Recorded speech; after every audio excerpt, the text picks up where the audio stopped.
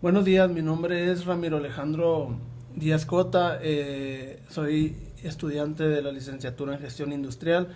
Voy a exponerles el tema de la historia de la fisicoquímica. La fisicoquímica es una rama de la ciencia que estudia y desarrolla los principios que gobiernan las propiedades y el comportamiento de los sistemas químicos. Representa una rama donde ocurre un cambio de diversas ciencias como la química, la física, termodinámica, electroquímica y mecánica cuántica, donde las funciones matemáticas pueden representar interpretaciones a nivel molecular y atómico estructural. En sí, la fisicoquímica es la aplicación de los métodos de la física a problemas químicos. El origen de la fisicoquímica considera su origen con la aparición de la revista alemana Zeitschrift für Physikalische Chemie y la estadounidense Journal of Physical Chemistry. Otros consideran al químico estadounidense del siglo XIX, Willard Gibbs, como el padre fundador de la fisicoquímica.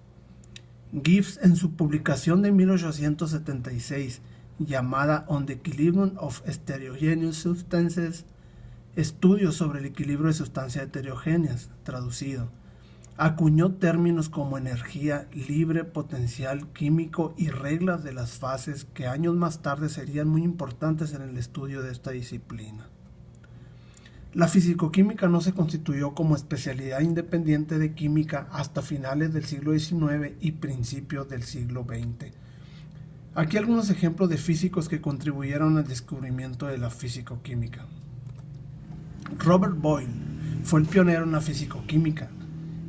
En 1662 él publicó su primer tratado de la fisicoquímica, Ley de Boyle-Mariotte, el cual permitió calcular el volumen de un gas en física y conocer la composición química de algunas moléculas gaseosas. Alejandro Volta hizo una de las primeras aportaciones importantes en la fisicoquímica, introduciendo mediante su invento la pila el punto de partida para los estudios de los efectos de la electricidad sobre los compuestos químicos. Jacobus Henricus van Hoff fue uno de los fundadores de la fisicoquímica e investigadores de la dinámica química y de la presión osmótica en disoluciones. Louis-Joseph Gay-Lussac, a él se le reconoce su aportación del comportamiento físico-químico de los gases. Estudió la expansión de los gases en relación con la temperatura a presiones constantes. Los sistemas termodinámicos. Un sistema termodinámico es una porción del universo objeto de estudio. Está delimitado por una frontera o pared real o imaginaria. El exterior es el entorno o alrededores. Ambos conforman un universo, sistema más entorno.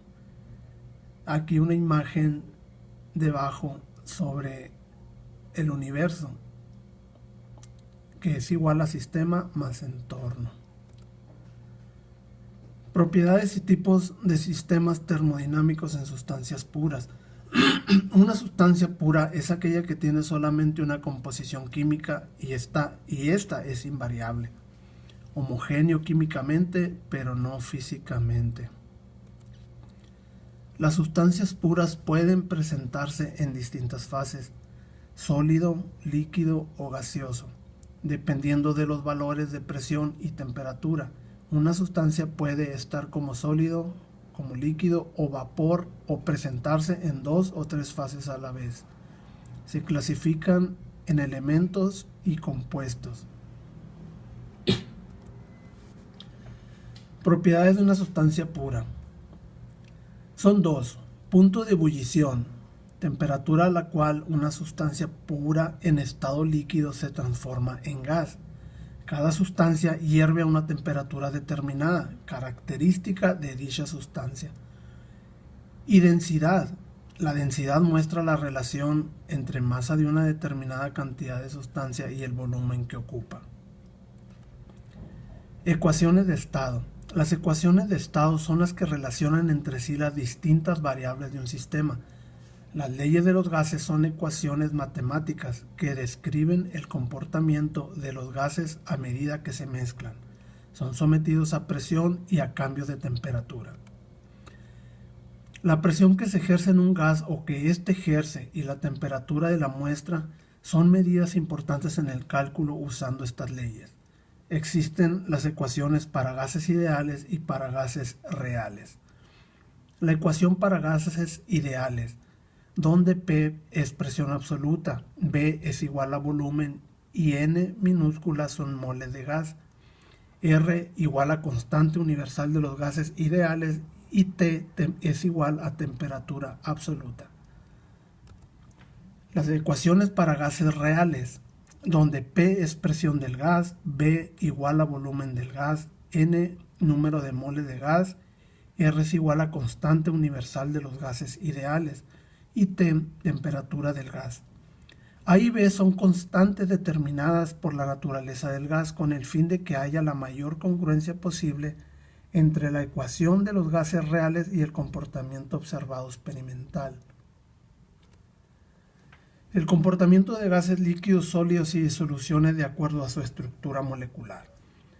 Aquí para cada sustancia las moléculas tienen un modo particular de agregarse. Esto da origen a los estados de agregación, sólido, líquido y gaseoso.